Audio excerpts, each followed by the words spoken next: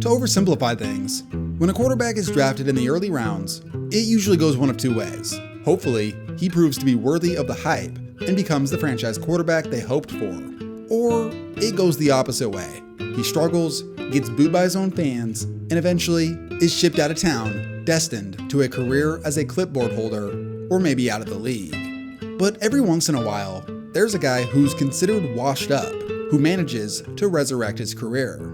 It happens from time to time, and we are seeing some examples of it right now in the NFL.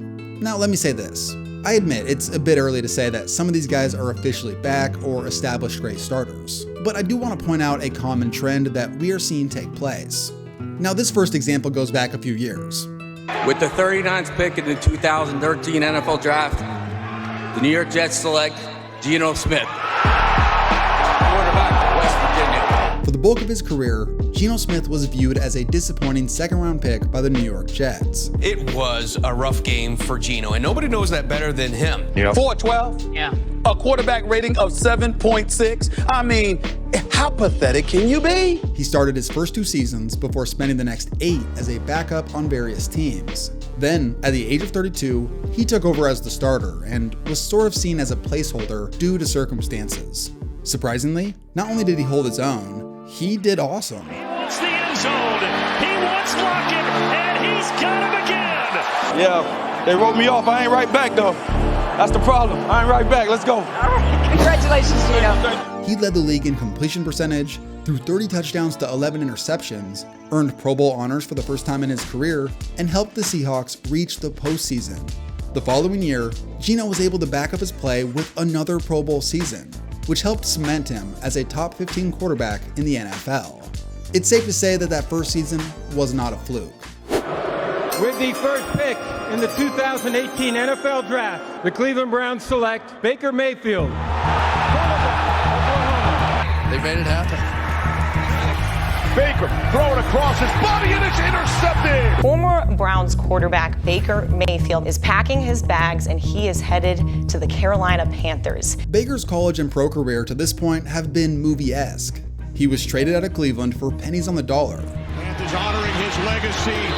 It's Zach Allen again. That's his 3rd pass defense. Baker Mayfield, you look awful. You do not look like a starting quarterback in the National Football League. Your career is in jeopardy. After a terrible stint in Carolina that saw him land on the bench after 6 starts, it seemed like we were getting close to seeing the end of Baker's career as a starter. But after the most heroic, out-of-nowhere performance a few days after signing with the Rams, I don't think people understand how crazy, what Baker just pulled off. I don't know if I've ever seen anything like that. Baker resurrected his career. Then the team did not re-sign him after the season since Matt Stafford was the assumed starter the following year. Once he got to free agency, it wasn't like teams were clamoring to get him. In fact, he was the one who reached out to the Tampa Bay Bucks. With not much to lose post-Brady, the Bucks brought him in. And looking at their preseason odds, the bar was set pretty low. You came out and said, he should retire because he's head right to college football and be a star. Baker is too big to be a backup. So if he loses to Kyle Trask, he's still got a chip on his shoulder a mile long. But Baker showed a new spark. Lofted up. Godwin. Touchdown. In the end, he was named a Pro Bowler and managed to help not only get to the playoffs, but win a playoff game versus the Eagles. So far this season, Baker and the Bucks have, for the most part, looked impressive, continuing off the way they looked last season. Now, I've heard a lot of takes about how dumb the Browns are for letting him go. And for sure the Browns are dumb for a lot of reasons. But to be honest, I don't think we see this Baker Mayfield if he stayed in Cleveland. The chance. No, stop saying but. I just told you the clock was running and we had a penalty. You want to give them the ball back? No, you don't play. You don't know it. That's just plain and simple. Was I happy with the drive? No, we didn't score points. It's the dumbest question you could ask. What? Jesus, Tony. From my perspective, it seems as if he's matured from the trials he's been through the past 3 years. And entering a low-pressure situation in Tampa helped him settle in and establish himself. That would have never happened in Cleveland after 2021, with the impatience of the organization and the fans. Now let's look at another guy cast aside by the team who drafted him.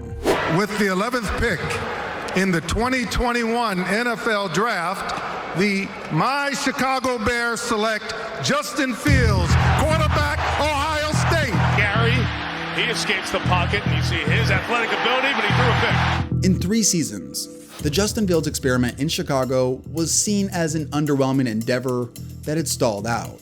And because of draft pick circumstances via trade, it was seen in the best interest of the team to draft Caleb Williams and ship out Justin Fields.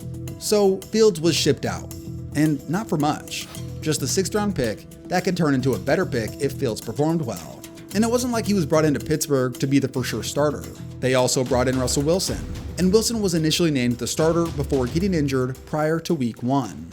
So far in 3 games, Justin Fields has looked like he has potential to be the guy in Pittsburgh moving forward. Down there in field goal range has a first down. I'm seeing numbers out there that Justin Fields has the highest QBR in the AFC North, higher than Patrick Mahomes even. They look to throw on first down, taking a shot. He wants Pickens. He's got him. 3rd and 3. Fields, open field. To me, I think he would be my quarterback for the foreseeable future. They haven't asked him to do too much, which is actually perfect. They have a spectacular defense, enough so that they just need Fields to be a game manager and not a savior. So far, it's gone well, as they sit at 3-0. At the very least, he looks much better than Kenny Pickett did. So while it may be early to say that Fields is going to be great, the pieces are there for him to develop far more than they ever were in Chicago.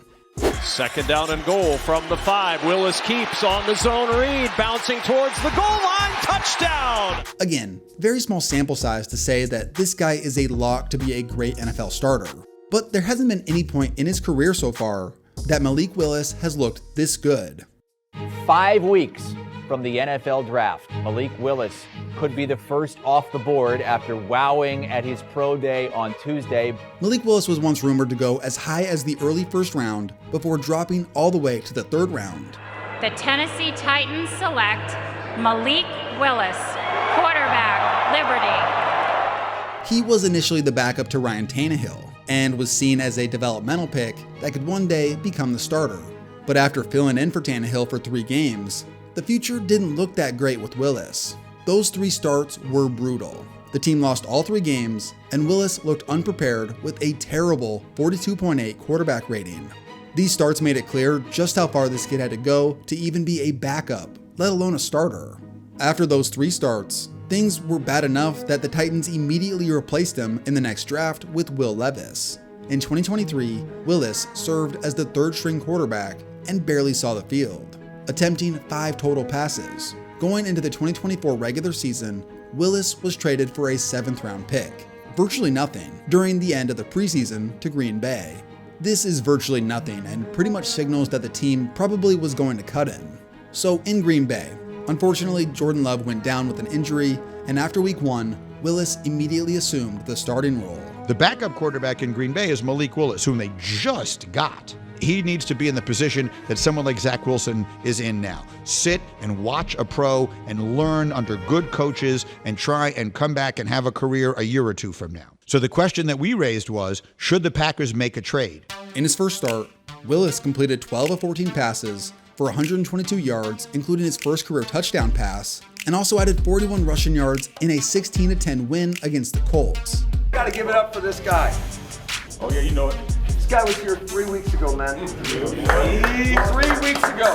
He was 12 of 14 for 122. Then in his second game, he was even more impressive, going 13 of 19 for 202 yards, then rushed for another 73 yards and 2 total touchdowns in a commanding win against who else but the team who had traded him just weeks prior. What's really impressive about this was not only did Willis look much better than when any of us saw him previously, but he had hardly any time spent with his new team, which really just goes to show how critical coaching and situation really is. If you would have told me 2 weeks ago that Malik Willis looks like everything we thought Anthony Richardson was going to look like, that's the crazy part. What he's done with Malik Willis, Matt LaFleur's a great football coach. That's my take. We just don't seem to have enough respect for that fact.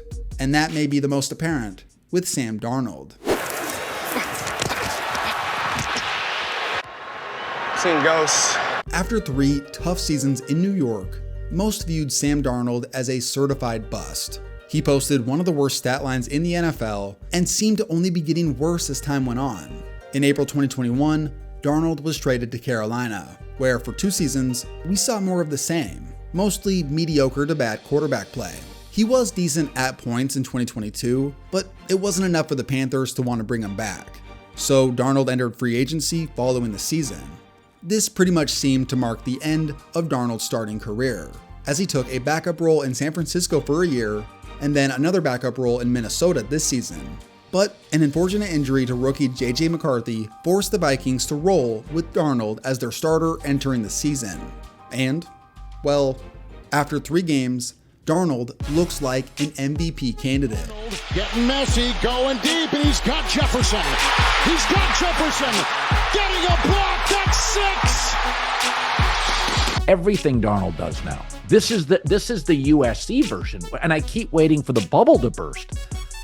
Accuracy, playmaking, running, deep ball. Work ethic, big, trunky, arm, feet, coachable. In those 3 games, he's thrown 8 touchdowns to 2 picks, with a staggering 117.3 quarterback rating, and it's helped lead the Vikings to a surprising 3-0 record. This leads me to this question. Let's assume that Darnold keeps up this level of play and makes a Pro Bowl and leads the Vikings to the playoffs. If that happens, what will they do next season? He only signed a 1-year contract, so they'll have to either sign him to a bigger deal or let him walk and hope that J.J. McCarthy is as good. Let me know what you think down below. But overall, this just goes to show how important coaching is. We are so quick to rule a guy a bust or say that he can't play because he struggles. So this leads me to another question. Who's the next quote-unquote washed-up quarterback that makes a career renaissance? There's 2 guys that come to mind, and I want to hear what you guys think. First is Carson Wentz. Now, of course, Carson Wentz has some problematic tendencies, but as a talent, he has shown that he can play in the NFL, and under good circumstances, I believe he can find that again. We saw it in the regular season finale last season. Now, this was a meaningless game where both teams featured backups, but still, Wentz had a near 100 quarterback rating in a solid performance where he led the game-winning drive and 2-point conversion. During that game, he looked like he could still play. Wentz flips it is caught! I never wish injury upon any player, but if Mahomes was to sit out any time for KC this year, I think Wentz has a good chance to succeed under Andy Reid. Now, lastly, the other quarterback I was thinking was Jameis Winston. He's a similar example to Wentz, considering that he was a high draft pick with crazy talent who ultimately was too turnover prone to be a reliable starter. We haven't seen much from him in the last 2 years, but back in 2021, he did show that he could play a much more game-managing brand of football, a far cry from that reckless season just 2 years prior. Maybe it's partially my wishful thinking as a Browns fan that he will come in and save the day, but even if he doesn't play this year, I do think in a good situation, Winston can still succeed in the NFL. On 2nd down, aired out, Deontay Harris. He's got a touchdown, another for Winston.